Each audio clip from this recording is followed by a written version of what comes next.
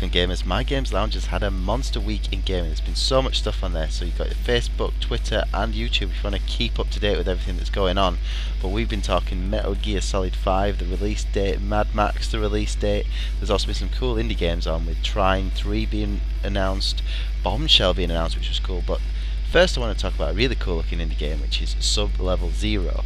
Now, this is quite a strange coincidence because Noxy, one of our writers, knows the developer of this, and also, strangely, being up north in England, he lives very, very close to myself, the guy that's developing this game with his team. So it's quite interesting. My Games Lounge is going to get talking to these guys and find out more about it. As you can see from the trailer and what's been released so far, Sublevel Zero is it's a procedurally designed universe where you've got quite a lot of shooting mechanics going on. You've got this whole full 6 degrees of freedom idea. You've got permadeath. It looks interesting, it looks good, it looks fun, and we can't wait to play it, especially on the Oculus Rift. Another game that got announced this week was BombShell. And now this girl here, this is Shelley BombShell Harrison, which looks like a very interesting character.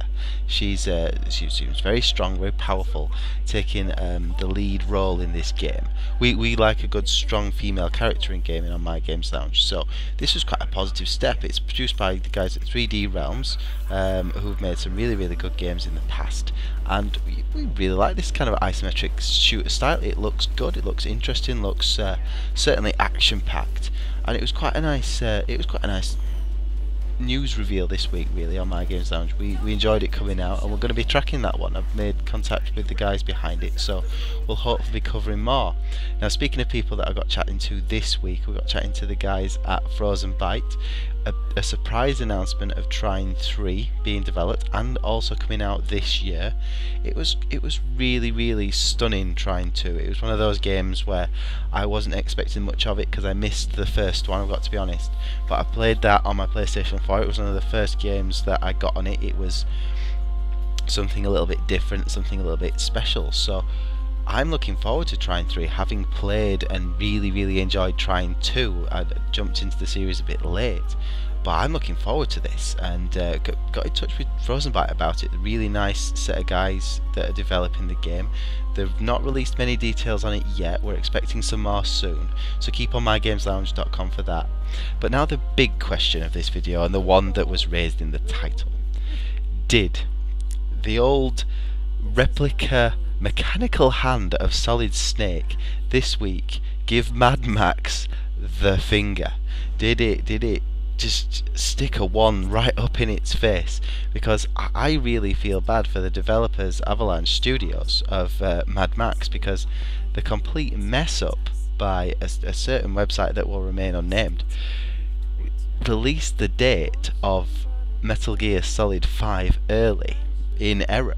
And that was the same day that Mad Max actually released its release date. Now, Mad Max looks a really, really good game. You've got to remember that Avalanche Studios are behind some of the really good open world experiences, and Warner Brothers games make good quality stuff.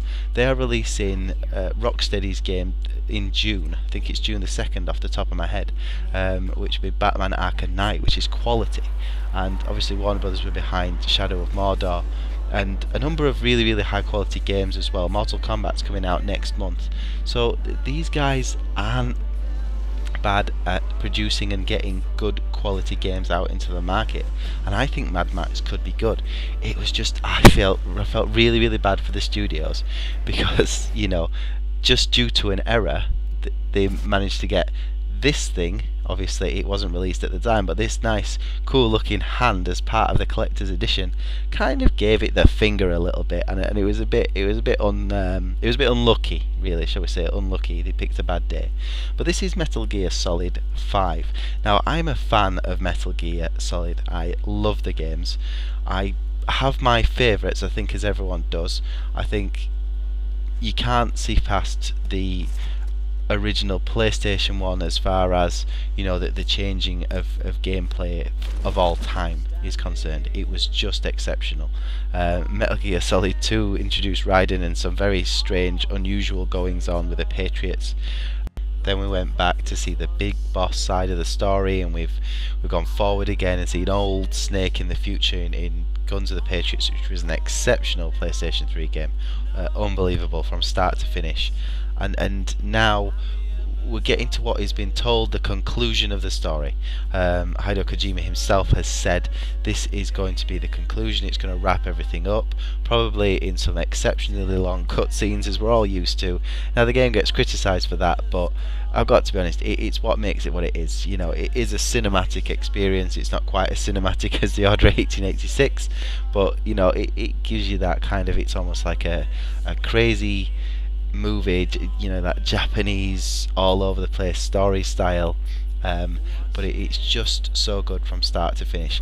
The open world mechanics and the Metal Gear Online mechanics of the game are the things that I'm most interested in. I've grown to like open world gaming a lot more than I used to.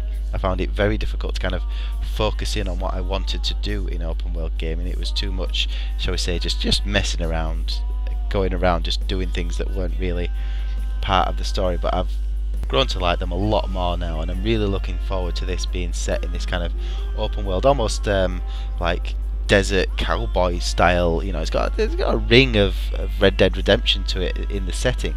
So I'm looking forward to Metal Gear. I hope all the gamers out there are looking forward to it. We're going to be covering it as part of our big games section on My Games Lounge, so when you go on, it'll be in the big games area. It's on the menu. Any page you're on, it's always there, so you can just go and have a look and check up on it. The only concerns over the game, I mean, the game's going to be exceptional quality. You know, Hideo Kojima's not going to make a game that's bad. The only concerns for me are going to be, obviously, like I've said before, that the cinematicness. Is it going to be a case of take a few steps, half an hour's worth of cutscene, another few steps, half an hour's worth of cutscene, that kind of deal? But there's a lot of elements to the game, and there's more to make work. You've got the whole online section, you've got the main story section, and you've even got this base, the base in the sea area that you can customize and gets invaded and things. So there's a lot more richness to this experience, and that means obviously more things to get right and potentially more things that could be wrong with it. Especially when you include multiplayer, you're always open to a few more errors. So there's a few things to watch, but at mygameslounge.com we'll reserve judgment until we play it. Looking forward to getting a go on it, hopefully soon, and maybe let you know what it's all about. And we shall keep you informed on mygameslounge.com. Make sure you're there, make sure you register, make sure you follow us on Twitter, on Facebook, and get on our YouTube channel so you can make sure you keep up to date with all our videos. We'd love to see you on mygameslounge.com. Come check us out, and we'll see you there.